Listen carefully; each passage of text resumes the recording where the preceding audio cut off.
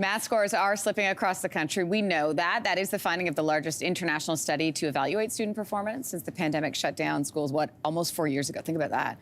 Last week, we looked at why.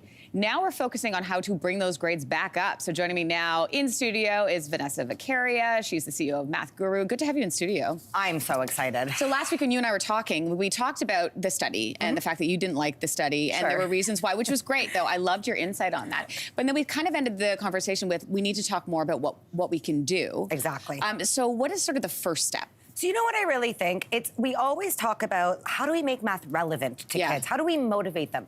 The truth is that kids get the most motivated when they feel like they have some value in what they're doing. Either they are learning something valuable or they're contributing something valuable. There's a purpose to them being there. One of the first things we can do is a lot of research shows instead of just telling kids to memorize a formula, copy down what I'm doing on the board, which holds no value to really anyone, presenting a concept by saying, hey, what do you think of this? For example, like one thing I just love to bring up is the girl math trend. Right? Like why don't we just, all of our kids are on TikTok. They're all seeing all these math trends. Why don't we say something like, hey guys, what do you think of girl math? Is it real math? What is, I don't know what you're talking about. Oh my God, you don't know what girl math is? No, what's girl math? Oh my gosh. What is girl math? It is like the biggest viral math trend we've ever seen. You know who you're talking to though, right? Okay, so basically what it is. For those who don't know, girl math is a trend right now saying things like, hey, if you preload your Starbucks card and you pay using that card, you're not spending money. If I spend cash, it's not coming out of my account. Therefore, I'm not spending money. If I return something that costs $100 and I buy something for $80,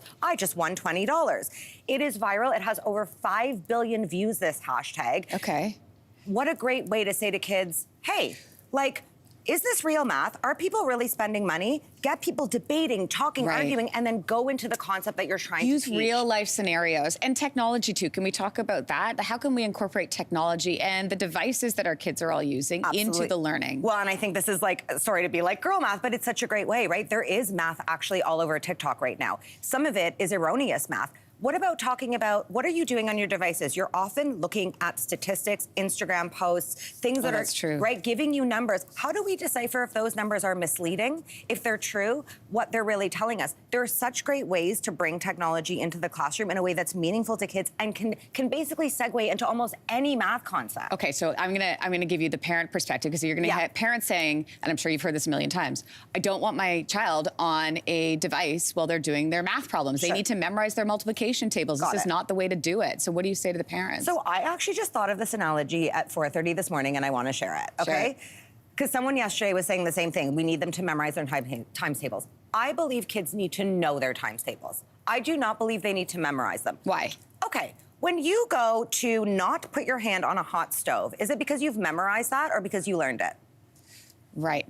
You've learned through experience, through lessons, that you should avoid that. And because you learned it and didn't just memorize it, you can probably apply that knowledge to the oven, a hot pan, a fire, like all sorts of snowy, wintry things. Like you can apply it because it's not just a fact that you're like, oh, do not put hand over hot stove. You're like, oh, I should avoid hot things. I might get a burn. What do I do when I get a burn? Oh, I should do blah, blah, blah.